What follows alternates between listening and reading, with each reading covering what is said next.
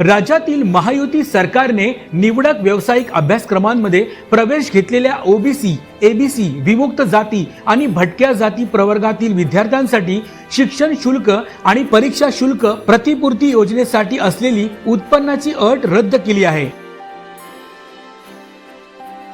यामुळे आता पालकांचे 8 लाखांपेक्षा अधिक उत्पन्न असलेल्या विद्यार्थ्यांनाही शैक्षणिक शुल्क प्रतिपूर्ती योजनेचा लाभ घेता येणार आहे। पालकांची वार्षिक उत्पन्नाची अट रद्द करण्यात आल्याने आता केवळ नॉन क्रिमिलियल प्रमाणपत्र सादर करावे लागणार आहे। महायुतीच्या या क्रांतिकारक निर्णयाचं ओबीसी समाजाकडून मोठ्या प्रमाणात स्वागत करण्यात आलं आहे।